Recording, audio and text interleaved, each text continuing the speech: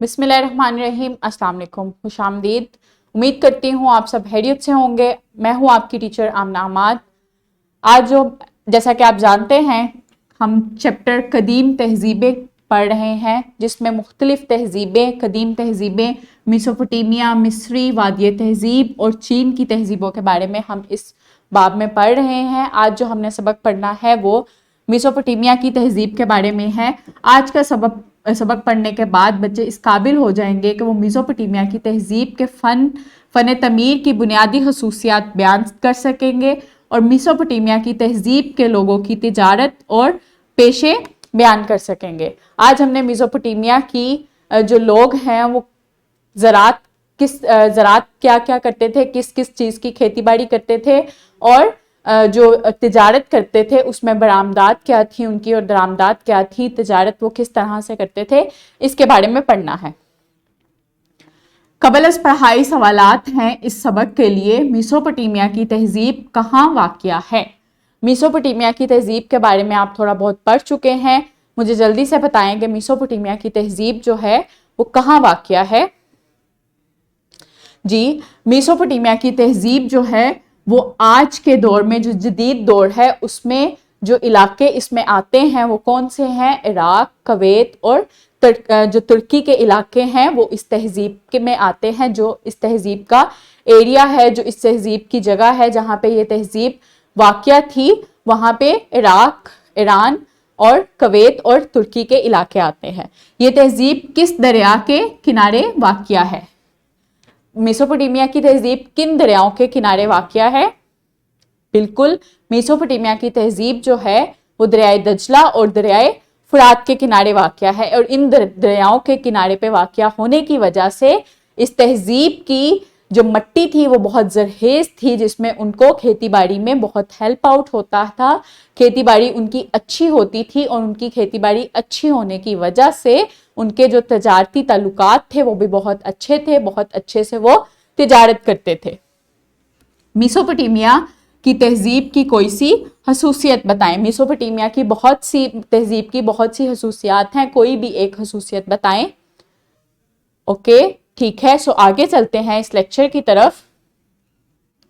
इस्लामी नुक्ता नज़र है इस लेक्चर का। क्या इन लोगों ने ज़मीन में सैरो सयाख्त नहीं की ताकि वो देख लेते कि इन लोगों का इंजाम क्या हुआ? जो इनसे पहले थे वो लोग इनसे ज़्यादा ताकतवर थे और उन्होंने ज़मीन में ज़राअत की थी और इसे आबाद किया था, और इससे कहीं बढ़कर जिस कदर उन्होंने ज़मीन को आबाद किया है, फिर इनके पास इनके पैगंबर वाज़िह निशानियां लेकर आए थे।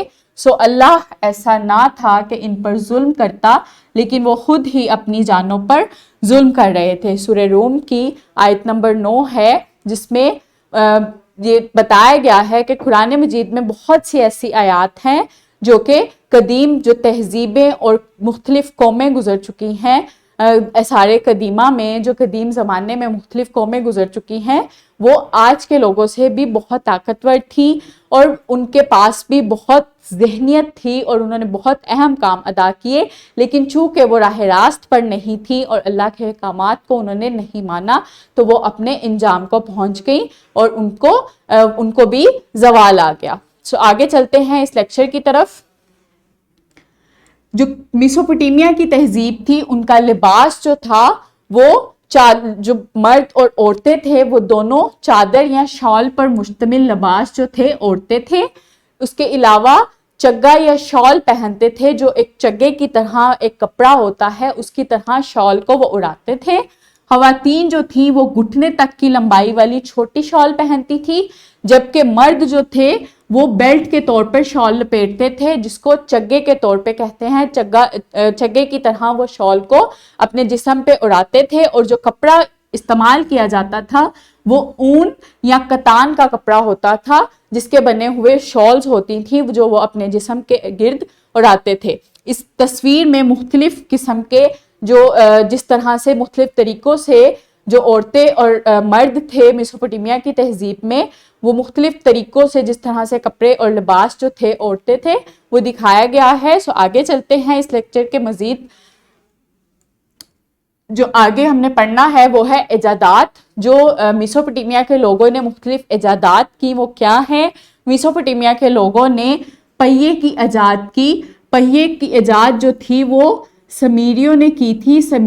سمیرین جو تھے وہ میسوپوٹیمیا کی تہذیب کی ایک ثقافت تھی, ایک اہم حصہ تھا. ایک اہم حصے میں یہ لوگ موجود تھے جن کو سمیرین کے نام سے جانا جاتا تھا. سمیری جو تھے انہوں نے بہت اہم ایجادات کی. انہوں نے پہیے کی ایجاد کی, جو 4 پہیوں والی گاڑی استعمال کرتے تھے یہ لوگ, انہوں نے پہیہ ایجاد کیا. اس کے علاوہ انہوں نے وقت کی ایجاد کی, جو وقت میں مختلف جو گھنٹے اور سیکنڈز اور منٹس کا حساب ہم رکھتے ہیں یہ بھی انہی لوگوں نے کیا.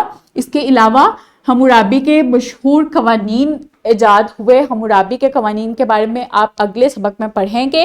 اس کے علاوہ مختلف ادبی ترقی, مختلف افسانے بنائے گئے, ریاضی کے قوانین بنائے گئے اور سیرامکس اور کشتیوں کی ایجادات بھی اسی زمانے میں ہوئی. اس کے بعد آتا ہے زراعت. اس تہذیب کے لوگ جو تھے وہ پالتو جانور پالتے تھے. پالتو جانوروں میں بھیڑ, بکری اور گائے شامل تھی. اس کے علاوہ گندم اور جو کی فصلیں کاشت کرتے تھے. گندم اور جو کی فصلیں جو تھی وہ ان کی اہم فصلیں تھیں. اس کے علاوہ مختلف سبزیاں, مٹر, پھلیاں اور مختلف دالیں, کھیرے, پیاز اور سلاد کے پتے اور لہسن وغیرہ کی بھی کاشت کرتے تھے, اور مختلف پھلوں کی بھی کاشت کرتے تھے جس میں انگور, سیب, خربوزے اور انجیر وغیرہ شامل تھے. ان مختلف سبزیوں اور پھلوں کی کاشت کرتے تھے, لیکن جو ان کی اہم فصل تھی وہ کیا تھی؟ گندم اور جو. اس تصویر میں میسوپوٹیمیا کے لوگوں کی ایک خاکہ بنایا ہوا ہے جس میں وہ ان کی کاشتکاری کے بارے میں دکھایا جا رہا ہے کہ کس طرح سے وہ کاشتکاری کرتے تھے مختلف فصلوں کی. میسوپوٹیمیا کے جو لوگ تھے وہ تجارت کرتے تھے 2 طرح کے راستوں سے. ایک چونکہ وہ 2 دریاؤں کے درمیان واقع تھے اور وہ دریاؤں کے کناروں کی موجودگی اس جو ان کے اہم خصوصیت ہے کہ وہ 2 دریاؤں کے درمیان واقع تھے, تو وہ دریائی راستہ بھی استعمال کرتے تھے, پانی کا راستہ بھی استعمال کرتے تھے اور زمینی راستہ بھی استعمال کرتے تھے. 2 راستوں میں وہ تجارت کرتے تھے.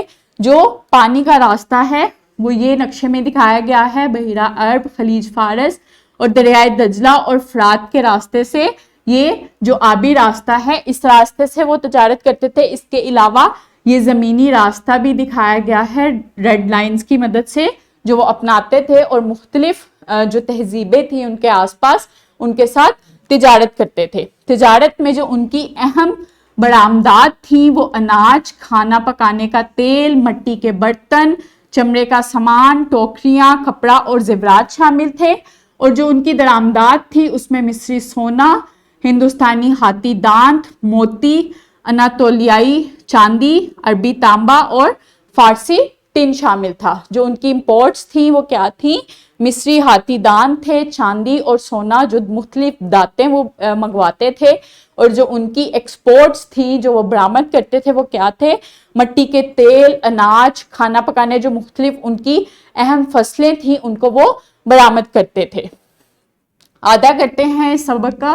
دنیا کی قدیم ترین تہذیبوں میں میسوپوٹیمیا, وادی سندھ, مصری اور چینی تہذیبیں شامل ہیں. میسوپوٹیمیا کی تہذیب دریائے دجلہ اور فرات کے درمیان پروان چڑھی. پہیے کی ایجاد میسوپوٹیمیا کے لوگوں نے کی. میسوپوٹیمیا کے لوگ آبی اور زمینی دونوں راستوں سے تجارت کرتے تھے. میسوپوٹیمیا کے لوگ جو تھے انہوں نے پہیے کی ایجاد کی, وقت کی ایجاد کی, وقت کا تصور میسوپوٹیمیا کے لوگوں نے دیا. اس کے علاوہ میسوپوٹیمیا کے لوگ جو تھے وہ آبی اور زمینی راستہ دونوں اختیار کرتے تھے چونکہ وہاں پہ زمین بھی بہت زرخیز تھی اور وہ 2 دریاؤں کے درمیان پروان چڑھی تو وہ آبی راستہ بھی اختیار کرتے تھے اور زمینی راستہ بھی اختیار کرتے تھے تجارت کرنے کے لیے. اس کے علاوہ ان کی زمین جو تھی وہ بہت زرخیز تھی تو وہ ان کی جو فصلیں اہم فصلیں تھیں وہ گندم اور جو تھی جو وہ کاشت کرتے تھے. اس کے علاوہ مختلف سبزیاں اور مختلف پھلوں کی بھی کاشت کرتے تھے. آگے چلتے ہیں گھر کے کام کی طرف. یہ سوال ہے مختصر سوال, اس کا آپ نے جواب لکھنا ہے اپنی نوٹ بک پہ اور اپنے ٹیچرز کے ساتھ شیئر کرنا ہے. امید کرتی ہوں آپ کو آج کا سبق اچھے سے سمجھ آیا ہوگا. شکریہ. اللہ حافظ.